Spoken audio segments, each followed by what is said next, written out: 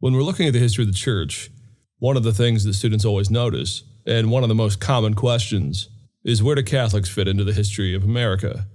Obviously, the story from 1600 on down until the American Revolution itself doesn't feature a great deal of the Catholic story.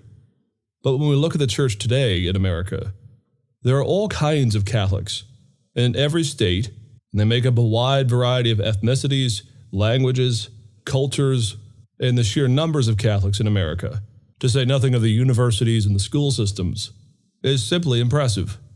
And so what we're going to do in this lecture is we're going to tell the Catholic story, how they came to America, how they laid down roots, and what were the changes to the Catholic culture that began to take shape given the incredible anti-Catholic sentiment that runs throughout America from its early days even down into the modern world.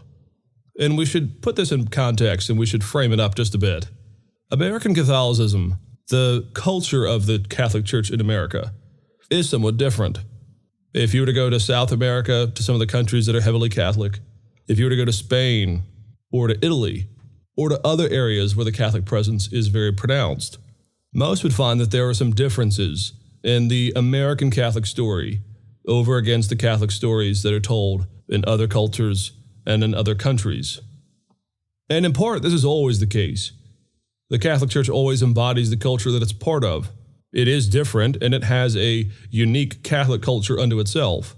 But just because someone is Catholic doesn't mean that they cease to be American. And so some of the American instincts, some of the felt needs of those raised in American culture are always going to be met and addressed by the Catholic Church. And sometimes the grammar or the discussions that are a part of the Catholic Church in one country might be somewhat different than the cultures or the expressions in another country. So it's always the case that a different culture, a different community will shape the vocabulary or the discussions of the Catholic Church. One of the more interesting things that is unique, though, to American Catholicism is that it is one of the countries where anti-Catholic sentiment runs quite deep.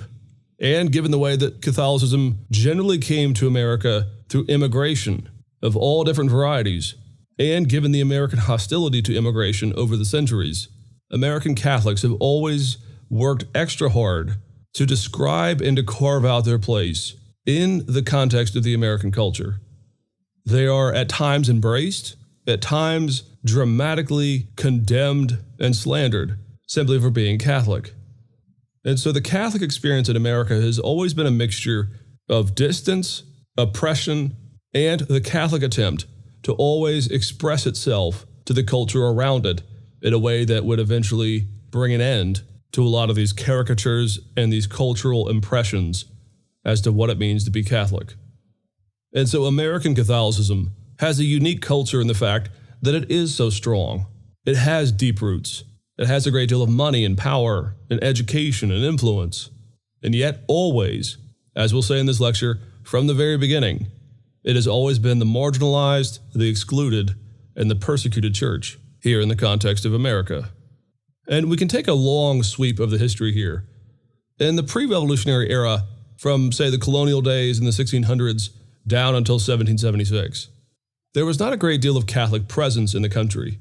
We mentioned in a previous lecture, of course, that the state of Maryland was carved out in part to be a place for recusant Catholics to come from the English context over to the New World. And by and large, Maryland has always had this self-identity. It's always been a place that has been hospitable for Catholics. However, even in Maryland, prior to the American Revolution, there was, in 1692, an overthrowing of the overt Catholic government and the imposition of a Protestant government, or at least a government run by Protestants, as well as the imposition of the official State Church of England as the official Church of Maryland. Now, we mentioned in our lecture on the early colonial days, on the Pilgrim days, that the collaboration between Catholics and Protestants in Maryland didn't evaporate. It continued on thereafter. But by and large, prior to the American Revolution, Catholic presence in America was very, very slim, very, very small. There's not a great deal of power or influence. Many areas have simply outlawed Catholic expression or the immigration of Catholics to their areas. So, for example, in Virginia and in New England, there was simply no recourse, both legally and culturally, for Catholics to land there and to plant, at least not in the pre-revolutionary era. There are some, obviously. Catholic laymen or businessmen will land, and there will always be some presence of the Catholic Church even in the colonial days. But it pales in comparison to where the Catholic Church will be in the 19th and 20th centuries. They are simply excluded and marginalized because the American context in the American colonies are founded originally by a lot of transplant Protestants, predominantly from England. The streak of anti-Catholic sentiment that went back to the Reformation itself was always present in the colonies. Now, because the colonies didn't have a great deal of Catholic presence, the fear of Catholicism was always more on the fringe. So we mentioned in the run-up to the Revolutionary War, there was something called the Quebec Act, which was a place in Canada, the Quebec area today, that was a place that was carved out by the British government for Catholics to settle, and the oath taken by its citizens for those who immigrated to Quebec finally removed the component of the Protestant oath that required citizens that immigrated there to not be Catholic. And of course, that stoked up some fear in the colonies, but there wasn't a real present fear right next to them. There was not a massive influx of immigrants to the colonies in this day and age. In fact, when we look at America from the founding of the Pilgrims until the American Revolution, Catholic presence in America is very, very small. Now, there are great exceptions. For example, of the men who signed the Declaration of Independence, there was actually one Catholic, a man by the name of Charles Carroll, very influential man who had been involved in politics from the very beginning, and he signs the Declaration of Independence. Carroll's brother, in fact, John Carroll, becomes the first Catholic bishop over the American colonies and what would become the country or the Republic of America after the war. So when you look at the colonial time and right up to the Revolution, you're not going to find a great deal of discussion about Catholicism in general. Often the colonial Puritans or the colonial folks who landed were more committed to defend their turf over against other Protestants than they were having to deal with a Catholic presence in their midst. However, after the American Revolution, there are 4 waves of Catholic immigration or expansion in America that dramatically change and increase the Catholic presence within the early days of the founding of America. And we could go through these briefly just to get a sense as to the ebb and flow of Catholic immigration. One of the problems that's going to happen is, at times, the immigration, the floodgates just seem to open wide and let all number of Catholics from one region of the European world or from Central America into America. And what this does is it always seems to increase the fear that these immigrants are going to change everything and ruin the culture and take everything in a Catholic direction. The first is right out of the gates in 1803 with the Louisiana Purchase. And what's in play here is all of these regions had, of course, formerly been under French Catholic rule, hence the name Louisiana, and hence the fact that places like Louisiana, New Orleans, and these places have a pronounced, even to this day, French culture that defines them. So from the very beginning in 1803, there's immediately this increase, this folding in of a French Catholic culture in the areas that were taken over because of the Louisiana Purchase. The big push, though, after 1803 is in the 1820s and the 1830s. During this time, a trickle of Irish immigrants began to come over to the New World, in particular to the areas of Massachusetts, New York, and some of the northern states of America. Eventually, though, that trickle becomes a flood. It is during these years that the Irish potato famine occurs back in Ireland. And what had happened is Ireland had become almost synonymous with this one crop. It was not only the major part of their diet, but it was also their main export. And unfortunately, a blight comes upon the potato, a disease in a day before we had chemical or biological ways to halt these types of things. Just simply wiped out the crop. So people were gaunt, starved, they had lost everything, and in droves they come to the New World. There are also a large number of German Catholics who come to the New World, and they often settle in the Midwest. And to this day, in fact, again, areas like Boston, New York, etc., have a real pronounced Irish Catholic culture, a real pride about itself from this moving from the European context to the American context. And this first major wave in particular gives rise to one of the most pronounced times of anti-Catholic propaganda in America that had not been seen before. And we'll go into that in just a minute. Just a decade later, though, in the 1840s, after the war with Mexico and the taking of places like Texas and other places all along that southern rim, You have introduced suddenly a great number of Mexican Catholics coming into America and becoming part of the new established culture here. And then you move forward into the late 1800s, roughly 1880 until even into the early 1900s. You have another mass influx of folks from Slavic and Eastern European countries, and in particular Italian Catholics, coming to the New World, coming to places like New York and other areas, and establishing themselves here, bringing another language and culture of Catholicism to bear on America.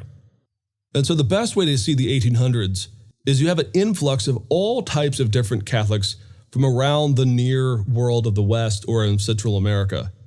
And this is important to note. American Catholicism has always been multi-ethnic. There's always Italian Catholics, Irish Catholics, Hispanic Catholics, Germans, and all types of different other folks who come to the New World who still identify as Catholic. In some ways, those living in America had no real categories of understanding the global diversity within the Catholic Church. That is until they came to their midst and were suddenly on their doorstep. Well, as you can imagine, the response to the Catholic immigration into the United States brought about a great deal of anti-Catholic sentiment. It is actually one of the more curious things about how America was so fearful of all this Catholic immigration. By and large, the folks that are coming to the New World, coming to America as Catholics, would be from the middle to lower middle class or even the poor levels of society. These would be farmers and workers, craftsmen of all kinds. And when they arrived, too often, in fact very often, they were excluded and considered to be spies that had come into the midst of America in order to ransack the place and to convert everyone to being Catholic. However, the workforce that comes to America tend to be the harder working lot of folks from all these different countries. Irish farmers are notoriously hardworking in this day and age. They come to the New World and they really actually embody the American spirit. This idea that you're supposed to work your way up in society. Hard work and blood, sweat, and tears is the way to have success. Well, the response, again, is almost always negative. There is a ghettoizing at times of Catholics in the New World. And this is why even today you'll go to places like New York and there'll be the historic Italian districts, Little Italy, where a lot of these Catholics would be marginalized and secluded to themselves.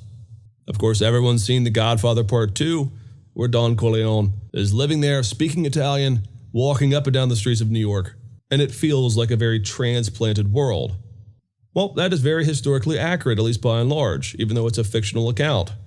The ghettoizing of American Catholics was a real problem in the 1800s and all the way into the 1900s. And again, all this goes back to the Reformation. The Catholic-Protestant fights, of course, always go back to that. During the colonial times, as we've already mentioned, of course, there were laws in the books against Catholics, and there was a great deal of opposition. However, in the 1800s, suddenly Americans have to reckon with the fact that there are Catholics living here, and they can't simply do away with them. They do their best, though, always to slander and to mock and to lampoon Catholics in an effort to demoralize and ideally to get them to convert to Protestantism. One of the books that does this, in fact, is actually a bestseller. In 1836, a ghostwriter who called herself Maria Monk published a book called The Hideous Secrets of a Nun's Life.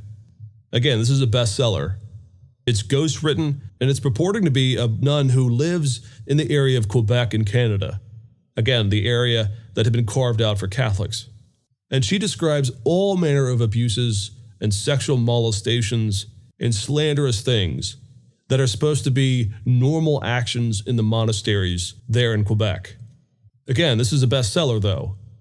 This simply fans the flame of anti-Catholic sentiment. Suddenly, the Catholic ideal of monks and priests living in celibacy is exposed, at least allegedly, to be sexually promiscuous with orgies and all types of abuses, as well as superstitious and anti-republican, that is to say, anti-democracy. Now, the Catholic Church in Quebec goes up in arms when this book comes out, and they do a very thorough study of it. And at the time, they can find no evidence of someone by the name of Maria Monk ever being a nun in Quebec. And they release this statement, but of course no one in the Protestant world is willing to believe them. They believe this is a cover-up job. And what we know now, of course, is it is a completely fictitious account, this book. There is no Maria Monk. It was ghost-written, and it was written in an effort to slander and to stoke the flame of anti-Catholicism in America. And the fact that it was a bestseller meant that it did just that. This then gives rise to all types of pogroms, riots. There was a 3-day riot, in fact, in Philadelphia, in which 14 people were killed. These were anti-Catholic riots. There were beatings, mockings, all types of different things, all throughout America in this anti-Catholic tone. In fact, the anti-Catholic sentiment grew so large that eventually in the 1850s, there was formed a political party simply based on the idea of limiting or eradicating Catholic immigration to America. It was called the Know Nothing Party, and again, it was formed in the 1850s. And the name comes essentially from the fact that they are a covert operation bent on stopping Catholic expansion in America. And it was said to be the case that if someone asked you the question about your membership, the response, the password, was to say that you know nothing, which again hints at some of the actions that they're planning to stop the spread of Catholicism. Another major figure who was very instrumental in the spread of this anti-Catholic sentiment was Lyman Beecher. And Beecher is a man who actually figures very prominently in the Second Great Awakening. He is a Presbyterian minister, and he is very much in favor of the revivals of the Second Great Awakening. Beecher, of course, is very well known by name because he is the man who unfortunately turned America down this temperance movement, which would eventually lead to the outlawing of alcohol entirely, which of course did nothing to stop the sale of alcohol, and the Prohibition era only gave rise to gangs, bootleg liquor, and speakeasies. Well, one of the things that's often overlooked is that Beecher's arguments repeatedly cast drunkenness as a Catholic problem. All these folks coming over from places like Ireland are just drunken fools, he would say. And so he began to tout this idea that sobriety entirely is the Protestant virtue. It is these Catholics who come along who always want to drink. And so in 1835, Beecher published his Plea for the West, an important book in which he argues that if America is going to have any stability whatsoever, it must remain self-consciously Protestant. It must not allow these Catholics to have any voice or any place in the new American government. And if they do, he said, then it'll be the worst for the country because we will all become drunken louts, just like these Catholics. It's a very effective propaganda piece, playing on the hopes of the new country just about a generation or two into its government, and putting all the societal ills onto these Catholics who had come into the country. And what we've listed is really only the tip of the iceberg in terms of anti-Catholic sentiment. There are repeatedly, in things like newspapers and things, all types of mockery and cartoons, in a variety of different ways that people tried to marginalize Catholic influence. So what is the response? Well, it is, again, pretty unique. Catholicism in America basically takes a couple of different angles in an effort to make sure that people, first of all, understand them, and second of all, respect them. The first issue, and it's a very, very important one, is Catholics, particularly in the 1800s, focus on the problem of education. Catholics were just simply not very welcomed in the public school system. They could be tolerated so long as those who were Catholics in their midst towed the line, and you might say acted like Protestants on the outside and kept their Catholic faith to themselves and only to Sundays. In the university setting, it was very much the same. And so frankly, one of the more ironic gifts that this marginalization gives to the Catholic world in America is that eventually Catholics get very, very supportive, both in terms of time and energy and money, in developing a serious educational infrastructure for their people. In places like New York and in Boston and other places, there arose all types of Catholic parochial schools. So much so that for many people, whether you're Catholic or not, whether you were raised Catholic, whatever it might be, we're all aware of the Catholic school, maybe run by nuns, maybe run by priests, whatever it might be. But we're all aware in the American context, by and large, of the parochial Catholic school. Why is this? Well, the answer is it was formed in part because of the marginalization of Catholics in the public school system. Basically, if you're going to force them to act Protestant in their midst, well, Catholics obviously are going to want to educate their people in their own way. And this translates, of course, eventually into the foundation of a large number of Catholic universities in America. And I always point out to students, why are so many Catholic universities founded in the 1800s? And why do they always seem to be on the East Coast or in the Midwest? Well, it's obvious. These are the immigration touch points. These are where all the immigrants come over. and these are the places where they might be excluded or marginalized. In a way, though, what Catholics try to do in their educational systems, at least in their origins, is they want to be as healthy with as much academic integrity as they possibly can. You see, because Protestants in America have always had a pretty significant love of education. They've always had a respect for it. A lot of the great Ivy League universities, of course, were often started by Protestants, and they developed into what are now world-class universities. Well, Catholics do the same thing. In fact, if you were to look at most Catholic universities that go back to the 1800s, even if it's no longer the self-identity of that university today, very often it has roots in this oppression or suppression of Catholicism in America. And if you're going to be marginalized, well, it might be the case that you just want to beat the Protestants at their own game. If they like education, well, Catholic universities will do their best to stand toe-to-toe with them. There have always been attempts at the parochial level, at the grade school and high school level, to end parochial education either through government action or through marginalization. In fact, from about 1870 up until the 1920s or 30s, and even beyond, but particularly in those years, you see increasingly this call for government action or laws to be put on the books that restrict fully funding to any religious institution or educational system. Now, in the modern world, we always take that as the application of separation of church and state. In actuality, that's really not what's going on. If you go to the public school systems, say in 1880, you're going to actually have a great deal of Christian talk. There's still prayer in schools. There's all kinds of things. The reality, though, is in the public system, it's Protestant theology that's being touted. The move in the late 1800s and early 1900s to end religious funding for parochial schools is just another arm of this anti-Catholic sentiment. It's trying to stop Catholic schools from existing side by side and is trying to force very often Catholics to attend public schools. By and large, many of these fail, but the sentiment is always there. The Catholic educational system in America is so strong, often because of its marginalization from the normal structures of society. The other thing, and this is very important for Catholic culture, there was always in America a need to express Catholic culture to a world that is always implicitly, sometimes explicitly hostile. So when you get into the 1900s, there's not always an overt hostility to Catholicism in America. But that doesn't mean that anti-Catholicism doesn't exist. Just take, for example, the case of John F. Kennedy. When he announced his candidacy for the presidency, and when he secured the Democratic nomination, the papers and the pundits and the commentators went nuts with this idea that a Catholic could not be president of the United States. How telling. Here we are in the 1960s, in the enlightened age of the 20th century, still having the same fight. Catholics can't be leaders, they can't be rulers, and they certainly can't be president. Now, John F. Kennedy eventually made a statement about this, and he eventually put that issue to rest, and of course he was elected president.